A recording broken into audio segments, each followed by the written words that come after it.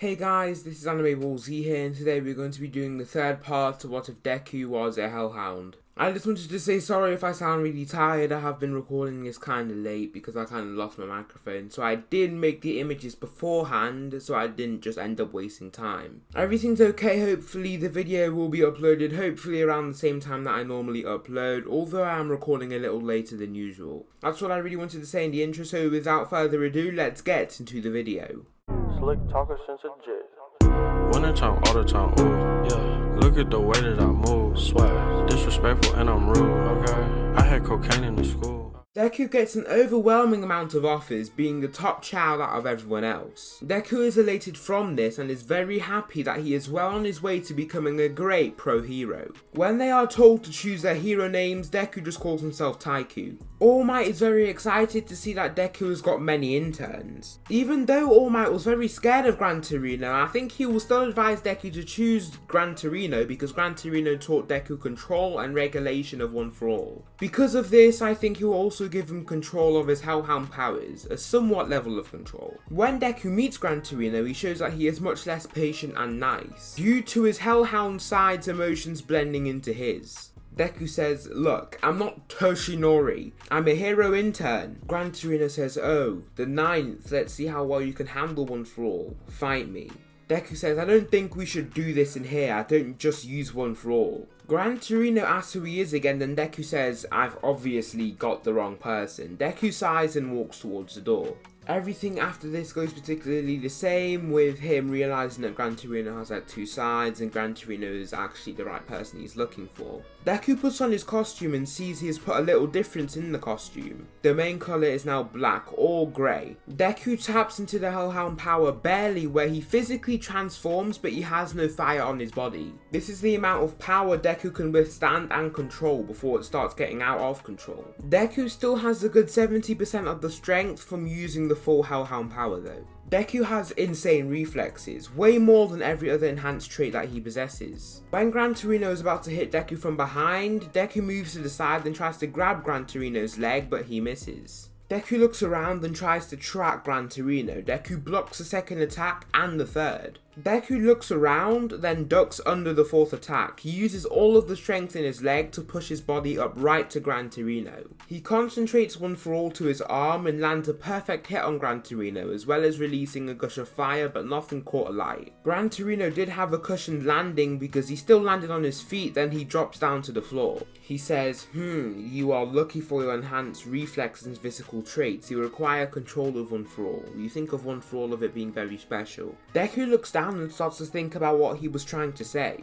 Now we cut to the night where Deku is trying to train his One For All powers. Deku is outside, and because he's a Hellhound, he doesn't feel too weird being outside at night. Deku is leaning on the wall in an alleyway, thinking of what Gran Torino said. Deku tries to regulate his Hellhound power by filling himself with rage. His eyes start glowing orange, then he clenches his fist. He grows fangs and claws, and then blood starts seeping from the cuts of his claws. Deku releases a gush of fire, then leaps from the floor. He lands on the wall, then he digs his claws into the wall. His feet lose grip and his weight is being held just by his claws. Deku falls to the ground and reveals all of his Hellhound power. He growls into the air and then his arms and legs get cloaked in blazing fire. Deku leaps off of the ground and digs his claws into the wall. He leaps off of the wall before his legs lose grip, then he controls One For All into his legs. He jumps up and off of that wall, then turns and puts one hand and leg on the wall. He leaps off of the wall, but then when he digs his claws into the wall, his legs lose grip and then his claws just make him slowly go down with immense pain in his hand.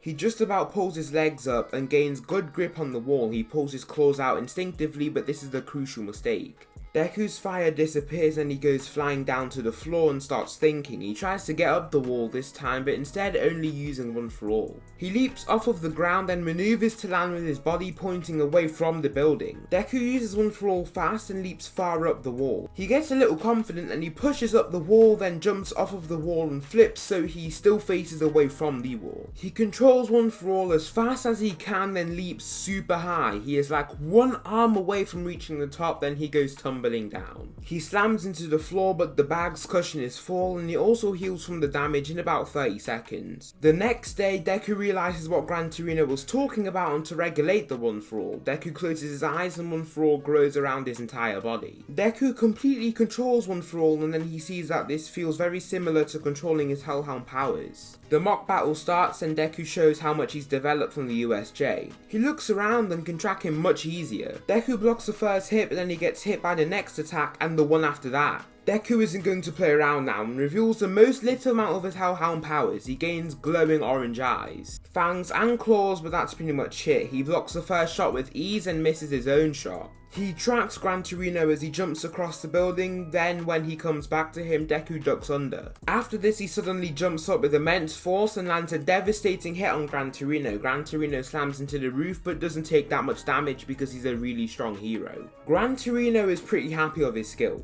Now we cut to the fight in Hosu. When the winged Nomu clashes into the train, Deku heard it a few seconds before it actually happened. He also heard it before the people on the train are informed by the speakers. Deku gets up a good 5 seconds before they are informed, and Deku reveals his ordinary Hellhound fire powers. He punches Nomu right away from the train, then Gran Torino and him jump from the train. Deku lands seemingly unharmed, then when he is about to fight the Nomu, he hears Tenya screaming. Deku quickly runs in the direction, then jumps right up to the top of the building and starts running on all fours right across every building. Deku jumps down with controlling fire to his arm, then he punches Stain with much more speed than in the series. Stain goes flying and slides across the floor. Deku growls at him, then drops to all fours and smiles. Deku runs right at Stain, and Stain is about to stab him with a sword, but because of Deku's all new reflexes, he easily dodges. Deku dodges, then kicks Stain in the stomach, launching him. Deku controls One For All to his finger, then uses the fire finger flick. Deku has learned to condense the fire, so he just shoots a huge beam of fire, like a huge cylinder-like thing going towards Stain. Stain jumps over the fire, then runs across the wall. Deku clenches his fist, then slams his fist into the ground, creating a huge rage of fire in front of him. Deku leaps into the gush of fire and tries to use his surprise to land a hit, but he just about ends up dodging an attack from Stain barely. Deku lands on the ground and the smoke fades. After this happens, he knows that he will need backup and secretly sends that location message. Deku has been subconsciously analysing his movements and he plans on attacking on his weak side. Deku knows he doesn't need flashy, but he needs speed. He needs actual power because being flashy doesn't work on Stain. His Hellhound powers fade, then he gains 5% of One For All. He also taps into a minute amount of his Hellhound powers where there is no fire, but he has glowing orange eyes. This is because he has tapped into his Hellhound powers. By the way, anytime Deku is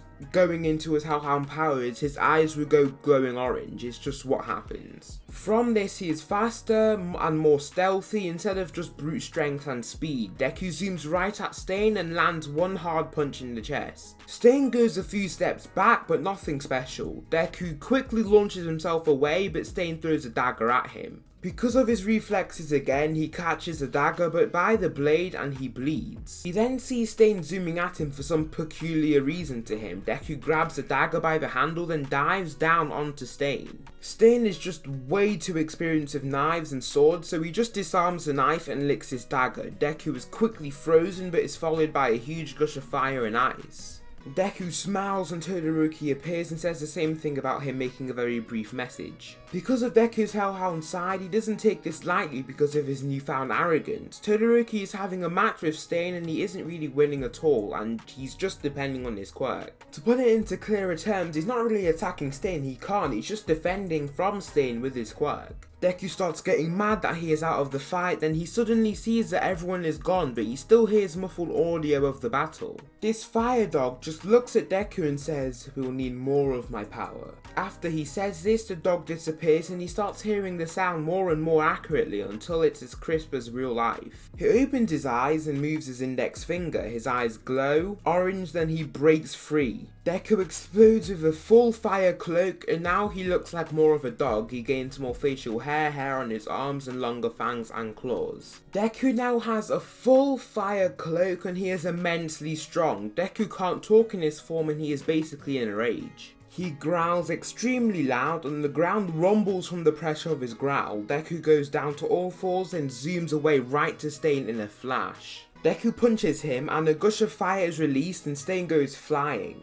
Deku jumps onto the wall, then jumps off of it, cracking the wall from the force. Deku lands a punch, then he follows with a barrage of attacks that Stain just can't resist. Deku kicks Stain back and away, then Deku runs right at Stain and uppercuts him up and away. 10 years freeze is worn off, so then he zooms up to Stain and lands the final Recipro burst. Stain slams through the wall, then falls to the floor. Now the other hero is free to move and Deku's power fades. Deku falls to his hands and knees, and the stress of this power was too much. He does heal, but from this he grows more aggressive and violent. He stands but then just passes out and Todoroki catches him. When they are out and just chilling with each other after the battle, Izuku gets picked up by the winged Nomu. Deku quickly wakes up and he sees the fire dog just flying on fire. The fire dog says, "We must use one for all, my power is intoxicating your mind."